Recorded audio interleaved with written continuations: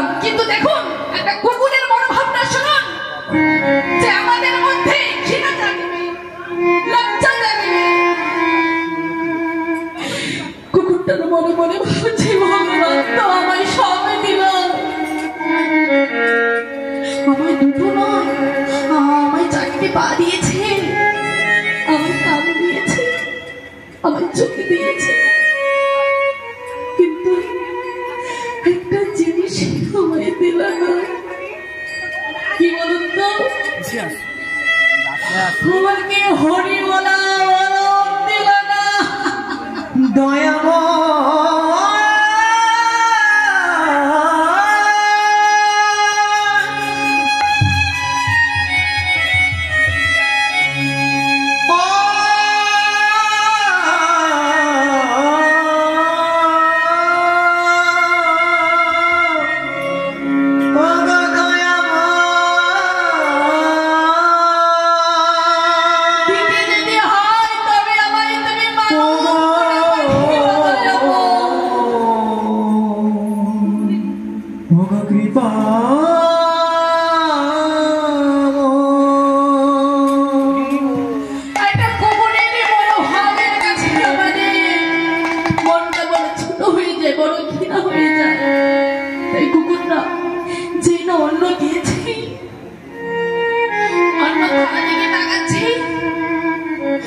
Top top করে ওই অন্যের থালাতে চোখের জল ফেলাচ্ছে। শিবানন্দ ভাবলো কি ব্যাপার, কি ব্যাপার, আমি তো রোজই কুকুরটাকে সেবা দিই, কিন্তু আজকে খাচ্ছে না কেন, কি ব্যাপার?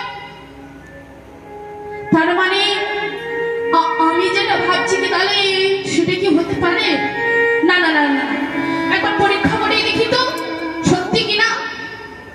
এই বলে কি করলো না, ওই অন্যের থালাটা সরিয়ে একাদশের যে ফলাবার শাক আহার, হরে কৃষ্ণ শাক নয় সবজি মানে ব্যঞ্জন, ব্যঞ্জন দিয়েছে আর একটু ফল দিয়েছে। যেই না ভগবানের প্রসাদ পেল, কুকুরটা আনন্দ মনে সেবা করল বিদায় গমন করিল। আর এই দেখে শিবানন্দ তো বড় ভালো লেগে গেল। আরে আরে কি ব্যাপার, আজকে এই সাধারণ একটা কুকুর, আর এই কুকুর হয়ে তুই একাদশী করলি, বাবা বাবা বাবা বাবা বাহ, খুব ভালো লেগেছে। এই এত সুন্দর কুকুরটার একাদশী করেছে বলে এত ভক্ত কুকুরটা ছিল, তাই কুকুরটাকে তিনি আর কাজ ছাড়া করলেন না, সবসময় শিবানন্দের বাড়িতেই থাকতো। আর শিবানন্দ জমিদার ছিলেন তো, তাই তিনি কি করতেন, প্রত্যেক বছরই নেয় এই বছরে যাবে কোথায় না উড়িষ্যার পুরীধাম মন্দিরে। কেন না উড়িষ্যার পুরীধাম মন্দিরে ওই রথযাত্রার সময় যেতেন, আর জগন্নাথের দর্শন হতো আর আমার মহাপ্রভুর দর্শন হতো। তাই সমস্ত খরচায় শিবানন্দ কি করতেন, ভক্তদেরকে নিয়ে সব পুরীধাম যেত। প্রত্যেক বছরে নেয় এই বছরও যাবে।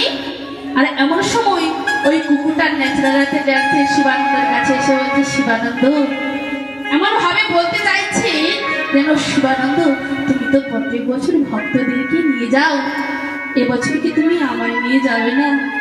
আমি যে দর্শন করতে যাই পুরীধাম, আমি যে দর্শন করতে যাই মহাপ্রভুর চরণ, আমায় তুমি নিয়ে যাবে না?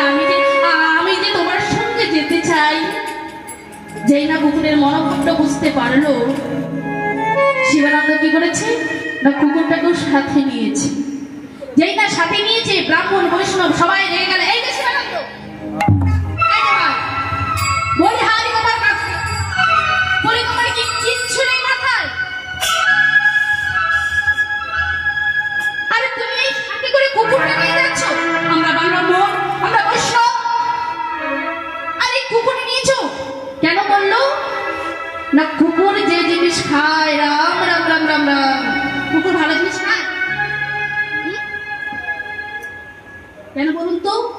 না তৎকালীন যুগে এই কুকুর নিয়ে এত কিন্তু মাথামাতি ছিল না। এখনকার যুগে যেমন কুকুর বাড়িতে বাড়ির মধ্যে লালন পালন করে একই বিছানায় শুয়ে, কিন্তু তৎকালীন যুগে এটা ছিল না। কেউ যদি কুকুরকে হাত দিত তবে তাকে স্নান করে বাড়িতে ঢুকানো হতো। তাই শিবানন্দকে ব্রাহ্মণ বৈষ্ণব যারা আছে সবাই রেগে গেল, বলে এই যে শিবানন্দ, বলে তুমি